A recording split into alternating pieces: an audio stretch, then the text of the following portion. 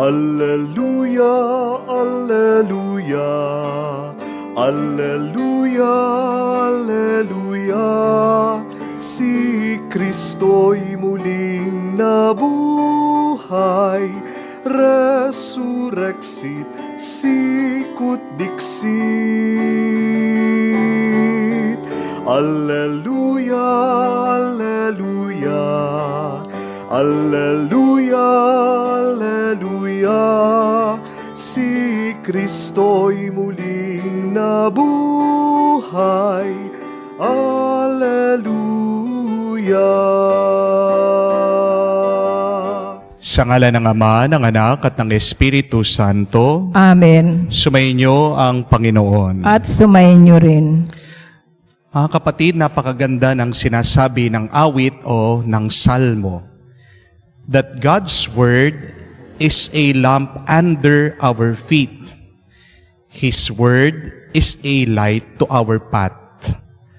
Sa ating paglalakbay dito sa buhay, napakaganda na binibigyan tayo ng gabay ng Diyos sa pamamagitan ng Kanyang salita.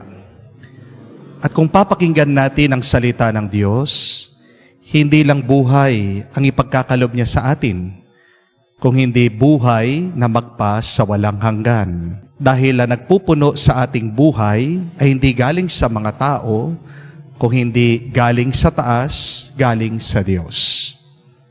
Kung makikinig tayo sa salita ng Diyos, malayo ang ating mararating. Pero madalas, tayo ay palaging nakikinig sa mapanirang salita ng ibang tao. Kaya naman nasisira ang ating loob, kaya naman nawawalan tayo ng gana.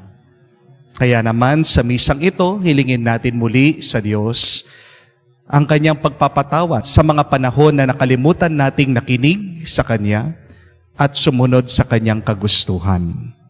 Para tayo ay minsan pang makitang karapat-dapat makatanggap sa mga banal na misteryo, hilingin natin muli ang awa at pagpapatawad ng Diyos.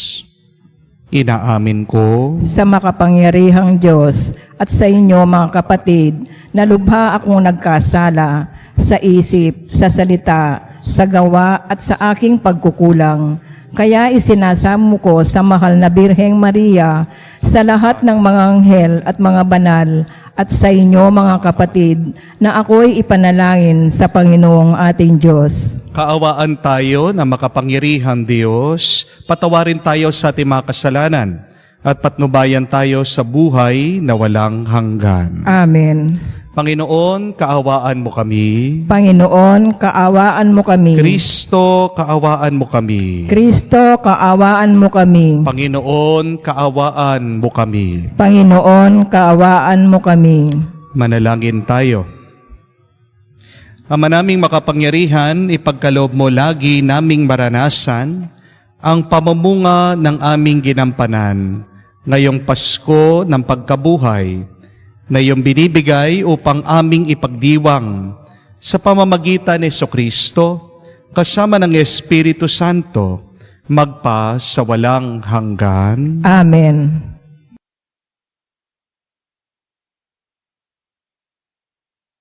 Pagbasa mula sa Gawa ng mga Apostol.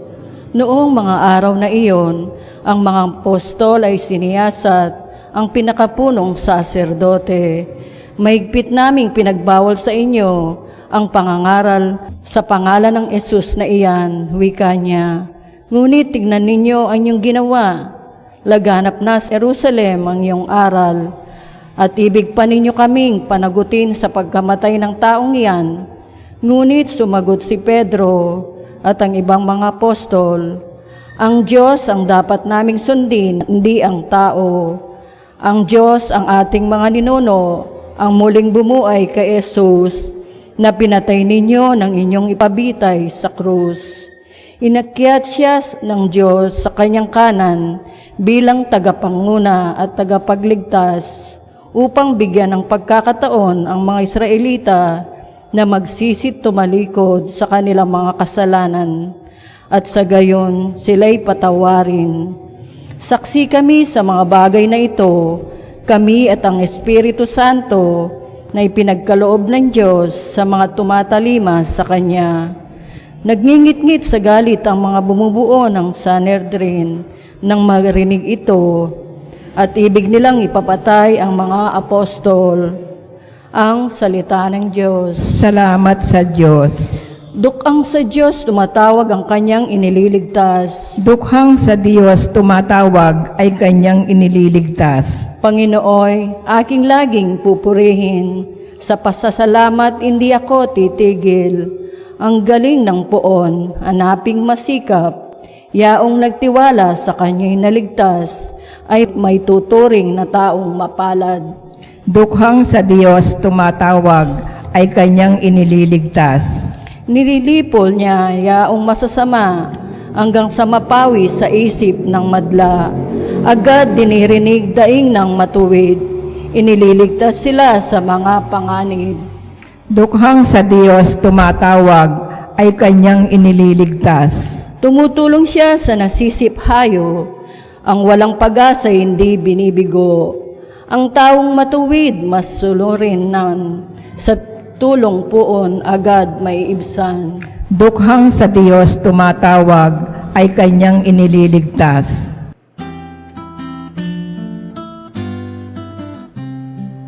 Alleluia, alleluia, alleluia, alleluia, alleluia, alleluia, alleluia, alleluia, alleluia, alleluia, alleluia, alleluia. Mapalad at maligaya ang sumasampalataya sa di nakita ng mata. Aleluya, aleluya. Sumainyo ang Panginoon. At sumainyo rin. Ang mabuting balita ng Panginoon ayon kay San Juan. Papuri sa iyo, Panginoon. Nung panong iyon, sinabi ni Jesus kay Nicodemo, ang mula sa itaas ay dakila sa lahat. Ang mula sa lupa ay tagalupa at nagsasalita tungkol sa mga bagay sa lupa.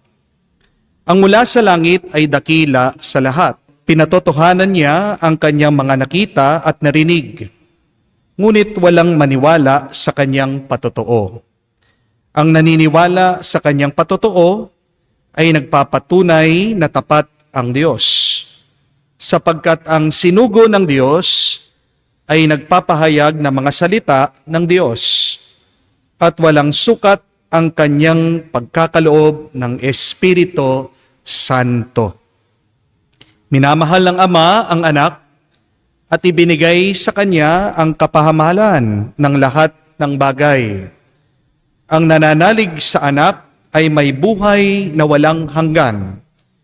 Ngunit ang hindi tumatalima sa anak, hindi nagkakaroon ng buhay, mananatili sa kanya ang puot ng Diyos. Mga kapatid, ang mabuting balita ng ating kaligtasan.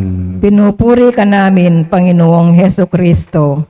Magandang araw po muli sa inyong lahat. Nung po minsan, merong isang lalaki, medyo may katandaan na, at gusto po niyang i-upgrade, palitan ang kanyang cellphone dahil dipindot pa rin ang kanyang cellphone. Nakita niya, maganda daw ang mga iPhone. Kaya siya po ay pumunta sa Apple Store. Pinalipat po niya ang kanyang mga contacts dun sa bagong cellphone na kanyang nabili. Pero, nung tinawagan niya yung kanyang kapatid gamit ang bagong cellphone, sinabihan siya, bro, subukan mo yung Siri. Kausapin mo lang yung cellphone mo, sasagot yan. Kaya ito pong lalaki, kinuha niya yung kanyang cellphone, kinausap, pinindot, kinausap, sabi, Siri, gwapo ba ako? Bigla-bigla sumagot daw ito pong cellphone. Sabi, ang pangit mo, ang taba mo, magpakapayat ka. Nabigla po itong lalaki. Sabi niya, ba't ganito naman yung siring ito? So sinubukan po ulit na kausapin yung cellphone. Sabi, Siri, anong masarap na pagkain? Bigla sumagot daw po yung cellphone. Sabi, mag-diet ka. Huwag kang kain ng kain. Ang taba-taba mo na. So nabigla po itong lalaki. So sinubukan po for the last time. Kahit na naiinis siya. Sabi, Siri, paano ko ba mapapasaya ang isang babae? At nagsalita na naman po yung cellphone. Sabi, bigay mo yung sweldo mo dun sa babae. Huwag kang masyadong magastos, huwag kang masyadong mabisyo. Galit na galit po itong lalaki. Bumalik dun sa Apple Store. Nirereklamo yung cellphone na kanyang binili. Sabi, bakit ganyan naman? Itong Siri na pag kinakausap ko, ang bastos-bastos, ang pangit ng kanyang mga sinasabi sa akin. Tinignan po nitong empleyado, sabi, Sir, hindi naman po si Siri yung kausap nyo. Denial niyo po yung asawa niyo, siya yung nagsasalita doon sa cellphone, sabi niya. Di ba mga kapatid, kahit na mahal mo ang isang tao, minsan hindi maiiwasan. Pag nagsalita siya, masasaktan ka. Amen? People will always say negative things to us, even if they love us. But this is the good news. God will always say positive things to us so that we can become better, so that we can become more holier. Kaya nga po, ang hamon sa atin ng paalaala, do not allow people to define you. Only allow God to define you. Kasi pag pinakinggan mo ang sinasabi ng ibang tao, malulungkot ka, mawawalan ka ng gana, mapapasama ka minsan. Pero pag nakinig ka sa sinasabi ng Diyos, mapapabuti ka at dadalhin ka ng Diyos sa higit na kung nasaan ka ngayon sa buhay mo. Tingnan nyo na lang po, bumalik kayo sa banal na kasulatan. Sa mga kwento sa Biblia, si David na lang, ano ang sinasabi ng kanya mga kapatid tungkol sa kanya? Na isa lang siyang shepherd boy, isa lang siyang pastol. Hindi makapaniwala ang kanya mga kapatid na siya'y hinirang, pinili na maging hari ng Israel. Nung nakatapat ni David si Goliath, tinawanan siya. Tinawag siyang tuta, nilait siya. Pero nung nakinig si David sa salita ng Diyos ni Yahweh, ano ang narinig niya? Anong sinasabi ng Diyos tungkol sa kanya? Na isa siyang hari. Tignan nyo na, pagdating sa ibang tao, minamaliit siya. Pero pagdating sa Diyos, napakalaki ng tingin at ng panaginip para sa kanya. Kung nga ang ating Panginoon, hindi po ba? Balikan nyo ang mabuting balita, ang mga kwento sa Ebanghelyo. Anong sinasabi ng mga Pariseo tungkol sa kanya? Na isa daw siyang demonyo. Ang mga ginagawa niya ay sa pamamagitan ng kapangyarihan ng masama ni Beelzebul, ang prinsipe ng kadiliman. Anong sabi ng mga kamag-anak ni Jesus tungkol sa kanya? Nasisiraan daw siya ng ulo. Anong sinasabi ng ibang tao tungkol sa kanya? Nawawalan siya ng bait, sira ulo siya. Pero pag siya ay nananalangin at nagdadasal, nakikinig sa kagustuhan ng Ama, anong sinasabi ng Diyos tungkol sa kanya? Na siya ay ang minamahal na anak niya. Narinig natin sa unang pagbasa ngayon kung ano ang tingin ng mga nakakatanda sa mga apostoles. Wala silang karapatan na mangaral. Pinipigilan sila sa pagpapahayag sa pananampalataya sa ating Panginoong Hesukristo. Bakit? Kasi para sa mga ibang tao, ang mga apostoles at alagad ng Panginoon, sila ay mangmang. Sila ay mga mahihirap na mangingisda. Pero ano ang tingin ng Diyos sa kanila? Ano ang tingin ni Jesus sa kanya mga apostoles? Sila'y mga sinugo. Sila'y mga kaibigan niya. Nung hinugasan na kanilang mga paa, hindi na sila mga alipin. Kung hindi mga kapantay niya, sila'y mga minamahal niya. Sila'y mga kapatid niya. Sila'y mga sinusugo niya. Tingnan niyo po sa ating ebanghelyo. Pinapaalalahanan din tayo. Pag tayo ay nakikinig sa Diyos, ang ating mga pag-iisip, ang ating magiging pag-uugali ay parang galing sa langit, makalangit. Pero kung nakikinig ka sa salita at kagustuhan ng ibang tao, ikaw ay makalupa. Hindi ka makakaangat, hindi mo mahihigitan ang iyong buhay, ang iyong pag-ugali. Kaya nga po, napakagandang paalaala sa atin that when you follow God's vision, you will be limitless. But when you follow people's opinion, you will always be limited. Ano po ang gusto niyo? Limitless or limited? Bakit nakakulong ka? Bakit hindi ka nag-grow? Hindi ka na lumalaki sa iyong buhay? Ito ay marahil baka palagi ka nakikinig sa ibang tao pero nakalimutan mo na makinig sa salita ng Diyos. Sabi po ng mga scientifico, ng mga nag-aaral, ang mga bubuyog, imposible pong makalipad. Kasi kung pag-aaralan nyo daw po yung itsura, yung korte ng mga bubuyog, bilog, hindi daw po ito design o nakaulma para sa paglipad. Pero bakit nakakalipad po ang mga bubuyog? Kahit na bilog sila, kahit na sabihin mo, hindi po sila akma sa paglipad. Ito ay dahil pinapahintulutan sila ng Diyos. Buti na lang, hindi nakakaintindi yung mga bubuyog. Hindi po ba? Kasi kung maririnig nila yung sinasabi ng mga scientifico, baka talagang hindi na sila lumipad. Pero bakit nakakalipad ang mga bubuyog kahit na imposible? Kasi nakatanim sa kanilang mismong buhay ang kagustuhan ng Diyos. Dalawa ang ating naririnig sa ating buhay, mga kapatid, ang salita ng ibang tao at ang salita ng Diyos. Madalas, kung pakikinggan mo ang salita ng ibang tao, masisira ang iyong loob. Pero bumalik tayo sa salita ng Diyos. Yan ang mag-i-inspire. Yan ang magbibigay gana sa atin. Yan ang magpapalakas sa atin. Kaya magandang itanong sa atin ngayon, ano ba ang mga opinyon ng ibang tao na palagi kong pinakikinggan? Kaya naman nalulungkot ako at nadidepress minsan. Tinasabihan ka ba? Mahina ka? Narinig mo na ba na wala kang kwenta? Maaaring sinabihan ka na rin na tamad ka.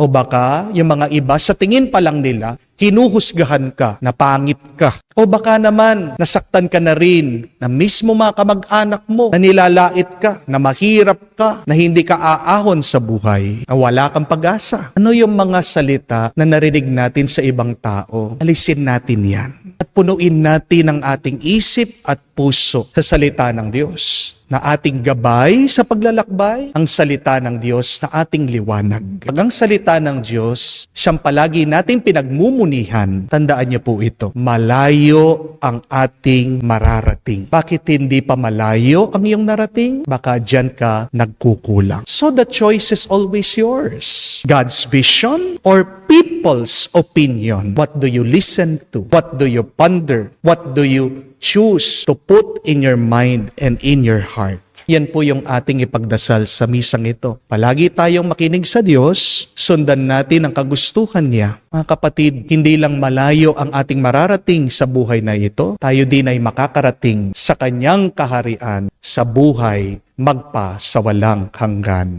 Amen.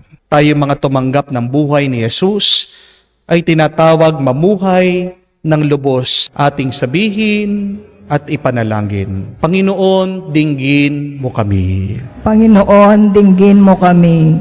Ang simbahan sa pamamagitan ng mga pinuno nito, naway buong tapang na humarap sa hamon ng patuloy na pagbabago. Manalangin tayo sa Panginoon. Panginoon, dinggin mo kami. Ang pamahalaan naway manindigan sa kanyang pagsisikap na makapagbigay ng mataas na uri ng paglilingkod sa mga mamamayan.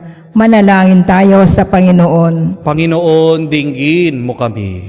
Sa mga nangangailangan, naway hindi natin isara ang ating mga puso at pagsikapan nating makibahagi sa misyon ni Kristo ng pagpapagaling at pagkakasundo. Manalangin tayo sa Panginoon. Panginoon, dinggin mo kami. Sa katahimikan po ng ating puso, banggitin din natin sa Diyos ang ating mga personal na pangangailangan. Ama, namuhay bilang isang tao ng iyong anak upang ibahagi sa amin ang iyong buhay. Pagkaloob mo na maging matatag kami sa aming pananampalataya sa Kanya, upang makapamuhay kami ng may pananagutan bilang iyong mga anak. Hinihiling namin ito sa pamamagitan ni Kristo, aming Panginoon. Amen.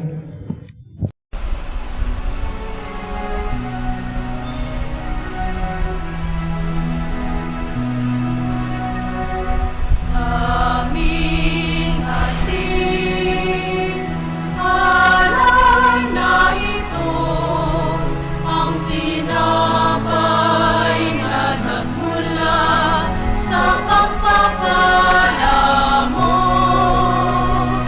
at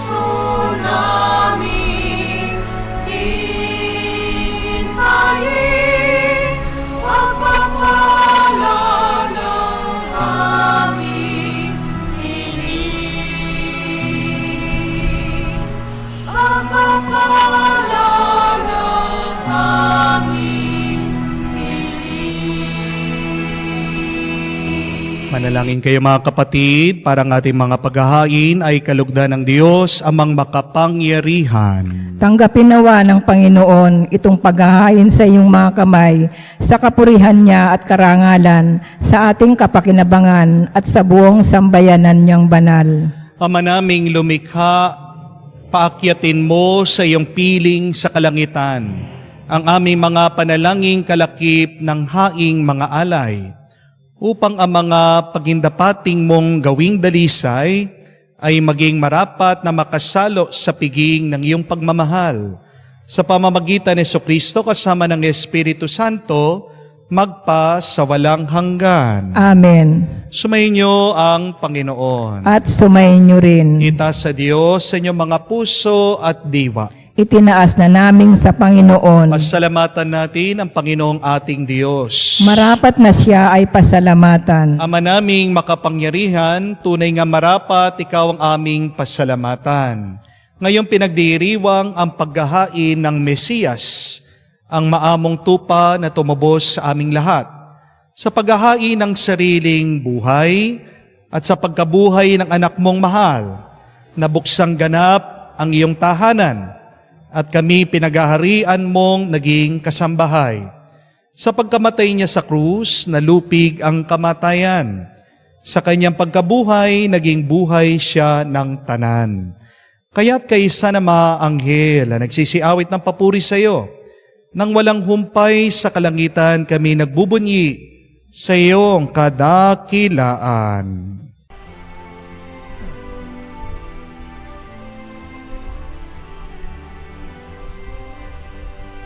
Santo, Santo, Santo, Panginoong Diyos ng mga hukbo, napupuno ang langit at lupa ng kadakilaan mo.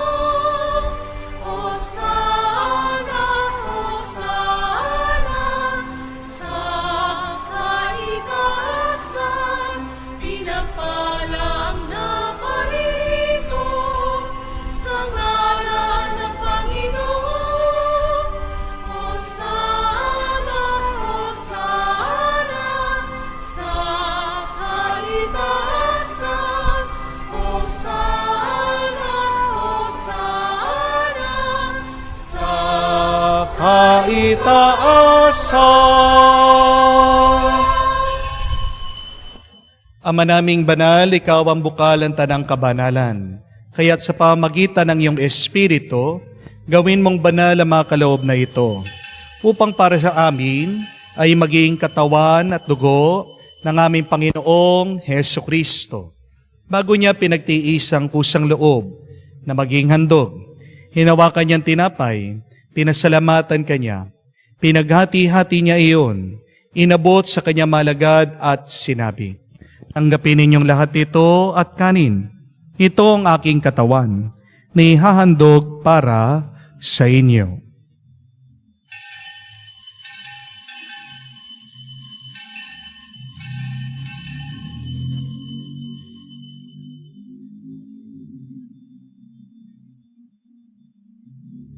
Gayon din naman, matapos ang hapunan, hinawakan niya ang kalis, muli kanyang pinasalamatan, inabot niya ang kalis sa kanyang malagad at sinabi, "Tanggapin ninyong lahat ito at inumin. Itong kalis ng aking dugo, ng bago at walang hanggang tipan, ng aking dugo na ibubuhos para sa inyo at para sa lahat, sa pagpapatawad ng mga kasalanan. Gawin ninyo ito sa pag-alaala sa akin."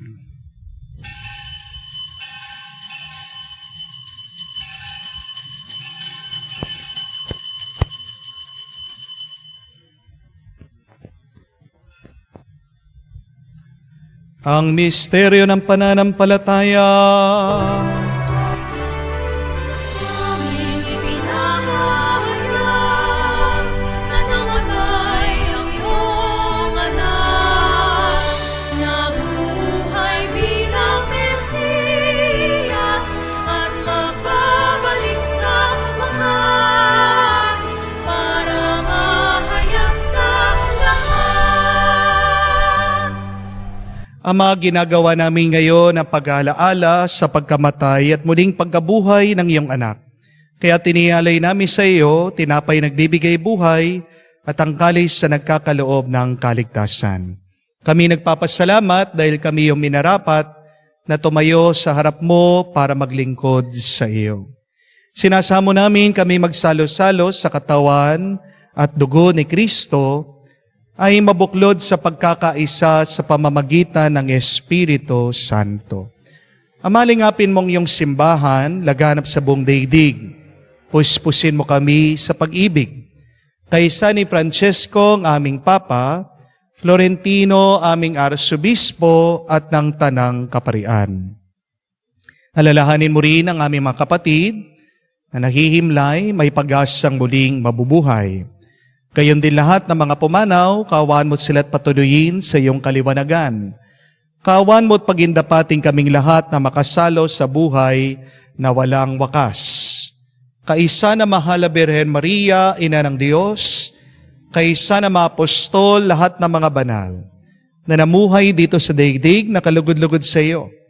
May pagdiwang nawa namin ang pagpupuri sa kararangal mo sa pamamagitan ng iyong anak aming Panginoong Heso Kristo. Sa pamamagitan ni Kristo, kasama niya at sa Kanya, ang lahat ng parangal at papuri ay sa iyo, Diyos Amang makapangyarihan, kasama ng Espiritu Santo, magpasawalang hanggan. Amen, amen, amen.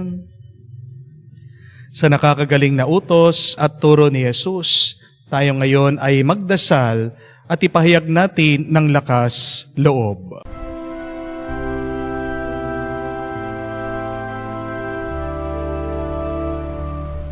Ama namin, sumasalangit ka, sambahin ang ngalan mo, mapasa amin ang kaharian mo, sundin ang loob mo dito sa lupa.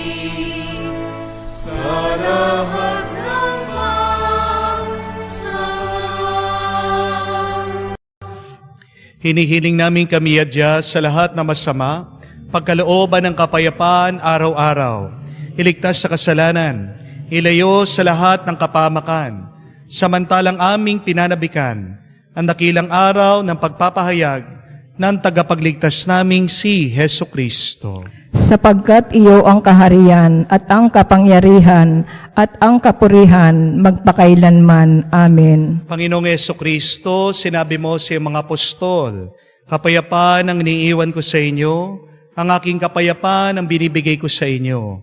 Tungayan mo ang aming pananampalataya at huwag ang aming pagkakasala. Pagkalooban mo kami ng kapayapaan at pagkakaisa ayon sa iyong kalooban. Kasama ng Espiritu Santo, magpasawalang hanggan. Amen. Kapayapaan ng Panginoon ay laging sumainyo. at sumainyo rin. Magbigayan po tayo ng kapayapaan sa bawat isa. Peace be with you po. Kapayapaan po sa inyong lahat.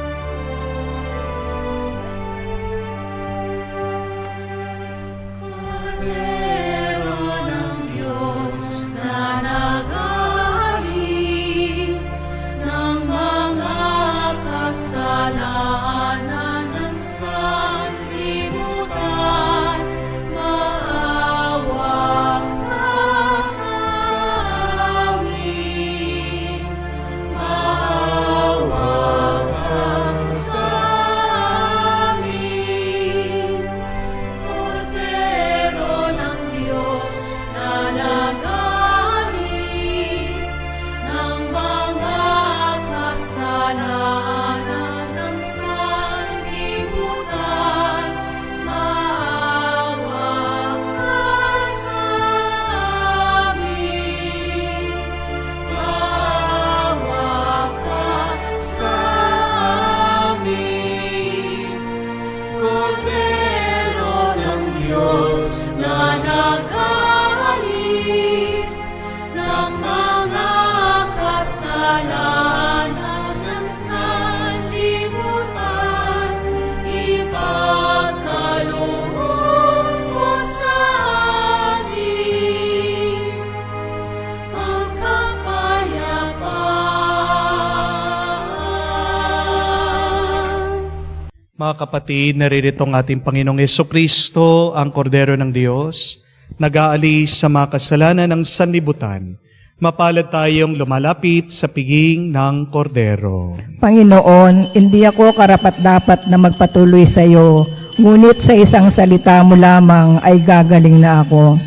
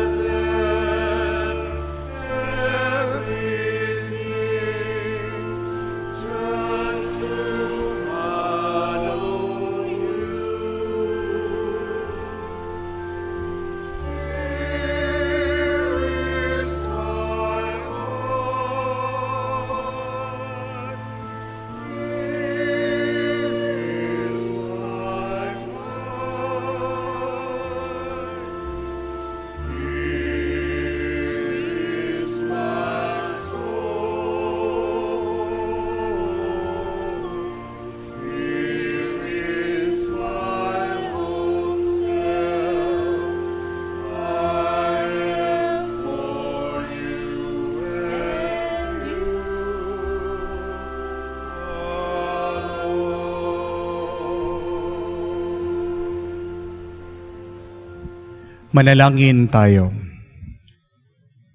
Ama naming mapagmahal, kami pinagsalo mo sa pagkabuhay ng iyong anak. Ay papakinabangin mong lagi sa kanyang lakas bilang bungang masagana ng dulot mong pagliligtas. Sa pamamagitan niya kasama ng Espiritu Santo, magpasawalang hanggan. Amen. Dalawa po ang pwede nating piliin sa ating buhay. We can choose to listen to other people's opinion or choose to listen and to follow God's vision. Ang opinion ay galing sa mga taong makitid ang isip. Tandaan niyo po. Pag ang tao maunawain, hindi magbibigay yan ng opinion. Dahil malalim ang kanyang pag-unawa, Naiintindihan niya na hindi pa tapos ang kwento ng isang tao. Kaya nga, imbis na siya ay magsalita, siya ay tatahimik, siya ay magpapasensya, siya ay maghihintay, at siya ay magmamahal. Ano naman ang vision, ang pananaw? Yan ay mas mahalaga kaysa sa paningin. Minsan, mayroong mga tao na may mata pero walang pananaw. You can have a sight without a vision. Pag meron kang vision o pananaw, ibig sabihin, malayo ang iyong nakikita. Nakikita mo ang mga posibilidad sa buhay. At ganyan ang ugali ng Diyos. Oo, minsan naiinis, nagagalit ang Diyos sa ating mga ginagawa, pero malayo ang nakikita ng Diyos. Alam niya yung kabutihan na pwede pa natin ipakita. God has a good vision for us. Kaya, kung makikinig ka, susundan mo, na maipapakita mo at mailalabas mo ang pinakamaganda ng iyong ugali at ng iyong pagkatao. Pagdasal po natin na palagi nating mapili, pakinggan at sundan ang salita ng Diyos. Please, choose always to follow God's vision so that you can become a lot better and a lot more holier. Amen. Sumayin niyo ang Panginoon. At sumayin niyo rin. At kayo ay pagpalain ng Diyos sa makapangyarihan sa lahat sa ngalan ng Ama, ng Anak, ng Espiritu Santo. Amen. Ang ating misa ay natapos na. Humayo kayo sa kapayapaan ni Kristo. Salamat sa Diyos.